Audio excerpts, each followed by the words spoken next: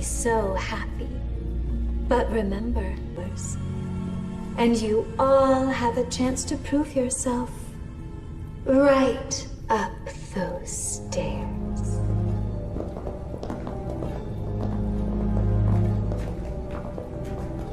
And the rest of you, get out!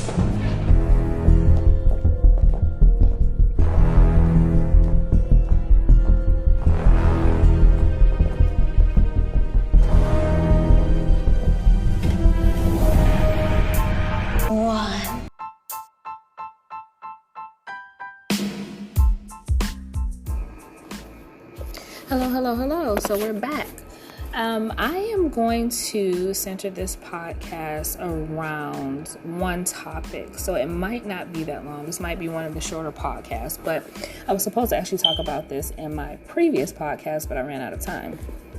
So let me start off by saying thank you for listening in.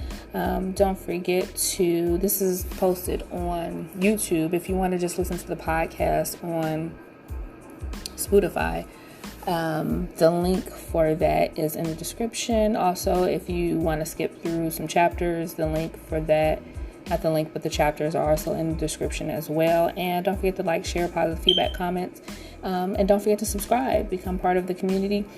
So let's get started. Let's get going. Got the logistics out of the way. So this podcast is going to center pretty much around Harley Quinn. And the reason why I wanted to talk about this topic was because Harley Quinn is a character that, funny enough, I really feel like it could have been one of my more favorite comic book characters, but end up disappointing in a big way. And I know Harley Quinn has a multitude of fans out there, female and male, for various reasons. And I think one of the biggest reasons that Harley Quinn has such a endearing, fan base is because there was a lot of potential for that character that I don't really necessarily myself think got fulfilled. I think the idea of having a female counterpart for the Joker was brilliant. It just having that female counterpart, because the only other, you do have Poison Ivy, but Poison Ivy is a very specific character. You have, obviously, Catwoman is the main female, protagonist, antagonist in the Batman world. And then when Harley Quinn came along, it was just a different complexion to I know people are going to comment down there, and you might not. I've not gotten a lot of comments. There are other females but we're just talking about the more popular ones. And Harley Quinn is definitely one of the more popular ones. But Harley Quinn has always been a baffling character to me because I really, really, really want to like Harley Quinn, and even when Birds of Prey came out. And let me just, as a disclaimer, say that I never got through all of Birds of Prey, because within the first, I would say 20 minutes of the movie, it really kind of hit home for me again why I did not like, or what was missing for me in regards to Harley Quinn. There's just a lot. It's a lot to be desired when it comes to Harley Quinn. And it had nothing to do really with the writing. I know people take issue with the writing, and even when you do a side-by-side comparison of Margot Robbie, who played a absolutely perfect Harley Quinn. She did the role. So it's not about the actress playing the role, it's about the character itself. But when you do a side-by-side of the movie Harley Quinn and the comic book Harley Quinn, it's almost, it's little things you can nitpick, but for the most part it's pretty on point, right? So it's just a lot to be desired for the character itself. I think my favorite, and I think a lot of people agree with this, my favorite version of Harley Quinn is actually the Harley Quinn in the animated series that came out. I think, when did the animated series of Harley Quinn come out? It was in 2019, I think, maybe. I don't know if that's when it premiered. But I think that's my favorite. No, that's not my. No, let me backtrack. I think that's my favorite traditional version of Harley Quinn. I think the animated series, Harley Quinn, the animated series, I think that did come out in 2019. I think on HBO Max or something along those lines. But anyways, I actually remember Harley Quinn, and I can actually Google it, but I don't know if it's that important for me to really Google it right now. But Harley Quinn being in one of the original animated Batman series, which I cannot remember which one it would be now, but I remember Harley Quinn. That's when I first became familiar with Harley Quinn, as I've stated in previous podcasts. If you watch my other podcasts, I'm not really a comic book reader. I know a lot about comic books and facts about comic books because I make myself, like, I want to know, because you don't get everything in the cartoons and things like that. So I go and I'll do my research on the comic books without having to read the comic books because I'm not really a comic book reader myself. But anyways, that was my first introduction to Harley Quinn. And if somebody remembers that what Batman animated series that was, that had Harley Quinn, that introduced Harley Quinn, you could comment. I think I'm remembering that. Yeah, because it wasn't the animated. This is very new. It was Harley Quinn in the animated Batman series. But anyways, the whole point of what I'm trying to say is, I need to clear my throat because I have a frog stuck in my throat apparently. But that was my first introduction to Harley Quinn. And I am somebody, I think I've come to the conclusion after doing a couple of these podcasts where I've come to the conclusion that I enjoy the cartoon versions of a lot of DC characters more, because DC characters, well, at least in Batman, I would say in Batman, because I just did a unpopular opinions. If you go back and watch that, where I talk about how I think Jack Nicholson's Joker is more entertaining or better than Heath Ledger's Joker. And one of the reasons I say that is because Jack Nicholson's Joker was more cartoonish, and everything about Batman villains are cartoonish, and they are over the top cartoonish, and that is what I love about them. And so when I feel like for whatever reason, when in the newer stuff of DC, and that might have to do with the fact that it's part of the Snyderverse, when they bring it to movies, it is more grounded in reality, and it loses some of the cartoonishness that I enjoy in like the animated, versions of the characters. So that's that. And I think that, but I think, and it's just like I said, in the process of doing the podcast, I think I've come to that conclusion, because before I could never really understand why I didn't enjoy Harley Quinn as a character in Suicide Squad and Birds of Prey as much. I don't know. I know now, but I didn't really quite get it. But even as a character in the comic books, I didn't really get into Harley Quinn until Birds of Prey, and then Suicide Squad came out, and I was like, maybe I need to do a little bit more research on Harley Quinn to kind of figure out the character itself and where she comes from, because I don't think the movie representation is a great representation of her. And then, in all honesty, from the comic book, it is. Like, it really is not that far off from the comic book version of Harley Quinn. And then that led me to believe that I really just don't like the comic book. And this has been saying, you'll watch other YouTubers who've talked about Harley Quinn and how the comic book version of Harley Quinn, which that was the movie version of Harley Quinn, was very male-gazy. And I think they toned that down with Harley Quinn over, the course of the two movies. But when the first movie came out, it was very male gazy, and that is just that is just the cartoon, though. It's not really the movie's fault. It's the cartoon. But and there's nothing really wrong with that, because what female character in the comic book video game sphere isn't male gazy? They all are, right? They all wear skin tight clothes. Like, that's the most comfortable thing to fight in, and 10-inch high heels. Like, that's the most comfortable thing to fight in when you're fighting for your life, right? That they're all male gazy. So I don't just like pick out Harley Quinn and like pick on her. But the fact of the matter is, because Harley Quinn she lacks, or at least the movie version of Harley Quinn lacks any other discernible qualities that would make her an anti-hero or a hero. People tend to notice how male gazy she is more. And we can get on that. We can get on the fact that in the movie, she doesn't really have anything. She's just Harley Quinn. She's, the mate of the Joker. But in the comics, she does have powers. I think Poison Ivy gives her some serum that makes her like super athletic and immune to certain things. I don't remember all of her, enhancements that she gets in the comic version due to Poison Ivy giving her the serum, but she does have qualities about her that makes her extraordinary in the comic book, which she does not have in the movies. But again, like I said, I didn't see all of was it Birds of Prey that I didn't see? I saw Suicide Squad, so I think it was Birds of Prey that I didn't see all of it. So I don't really know. I don't know if that movie kind of introduced that. I don't think it did. You can correct me again if I'm wrong. But Harley Quinn, like one of the biggest sort of criticisms of her was that she, like, what is she here for? Like what? Like why is she here? She can't do anything. And so it made the male gaziness of her way more, visible, which is just the way it is.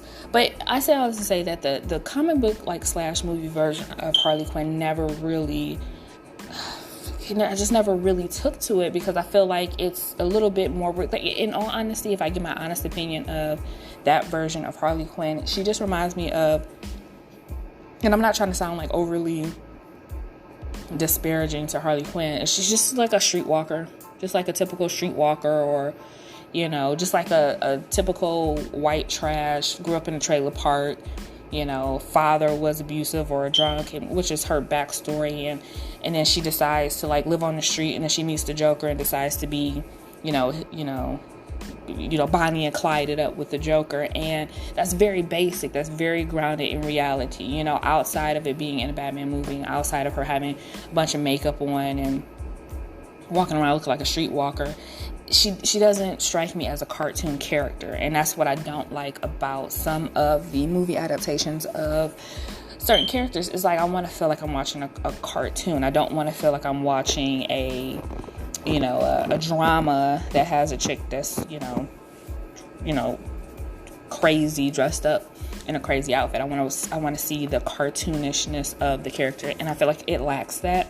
And the reason why I did this is because one of my absolute, and it hit home for me, what is lacking in Harley Quinn, because before, like I told you before, I was like, oh, what is it? Why can't I just get into Harley Quinn? What is it that is lacking, before I did, any real assessment on it. I just kind of accepted, like, oh, Harley Quinn isn't for me.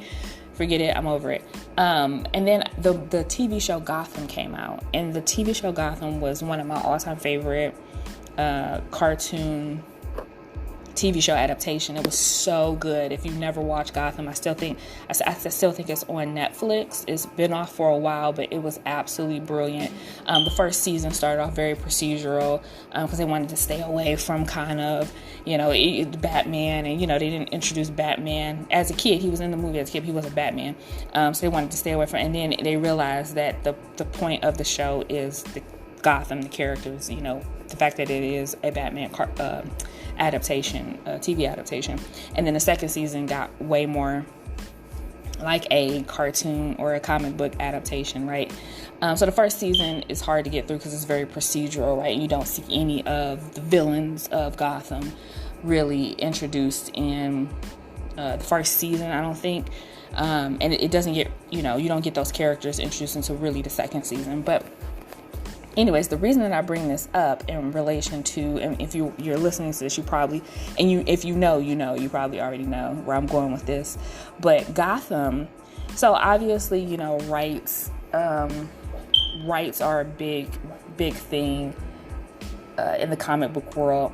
And whoever, and I probably should, I guess I could do the research, but I kind of don't want to. So hopefully, if I get comments down here like you should, and I'll, in my next video or podcast, I'll make sure that I have all the facts correct. But whoever, I think it was it Warner Brothers? Now I'm curious myself. But whoever created the Gotham TV show did not have rights to Harley Quinn or the name Harley Quinn, and they did not have rights to Joker, the character, or the name the Joker, right? So when the show Gotham wanted to introduce those characters, they had to introduce them as completely separate entities than Harley Quinn and the Joker. But everyone who watches the show knows that these are supposed to be the Harley Quinn and Joker of the show. Now, so the Joker, the character that they renamed Jeremiah Valeska, I think they renamed him Jeremiah Valeska. He was supposed to be the Joker of the series, and he had a twin brother, and it was a whole thing or whatever. I think they had to change his character a whole hell of a lot because they were afraid whoever owns the rights to the Joker was really going to come after him. They changed him a lot to the point where I was like, is he supposed to be the Joker? But then when they introduced the Harley Quinn version, Gotham's Harley Quinn, her name was Echo, and she was clearly Harley Quinn, and she was the mate of Jeremiah. And I was like, okay, yeah, it's clearly Jeremiah is supposed to be the Joker. But they changed him so much. I think they were super afraid that they were going to get sued. Like, you can't even, he at some point he does don the makeup and stuff, but he's like a redhead in a TV show, and is completely opposite of the Joker. Not opposite, but it's very different. But Echo is Harley Quinn. She is the Harley Quinn of Gotham. And if you go back, and I'm going to actually put some clips here of Echo. Obviously, you can't hear it, but if you go on YouTube or if you watch the series and you get to the episodes with Echo, you're going to see how cartoonishly psychotic she is. And when I say the actress who played Echo in the Gotham series nailed the F out of Harley Quinn and what Harley Quinn, the essence of Harley Quinn should be, to me, very cartoonish. And like I said, the comic book is not, I think the movies and Margot Robbie's version of Harley Quinn is very eloquently adapted from the comic books. But for me, Echo is like the cartoon version of Harley Quinn, and it's the thing that makes, and she didn't have any powers in Gotham, but you still feared her. You feared her. You freaking feared her because she was that psychotic and crazy, and she played that role so amazingly. And I was like, that's the Harley Quinn that they need to bring to the movies, because the Harley Quinn and Birds of Prey and Suicide Squad is just like, it's so boring. It's just some chick who had a hard life who decided to get into crime. And I'm just like, I'm not at all interested in her story. She's like, you know, she's just basically a New Yorker. I had a hard life, and now I decided to hook up with a mass criminal and, you know, have a dumb smile on my face at certain points of the movie. Like, it was just, it's pointless. It was so pointless. But Echo in Gotham was the perfect, absolute perfect Harley Quinn. You believe that this chick, even though she does not have any specific powers, like even that scene with, I think it was the first thing that we see her was with it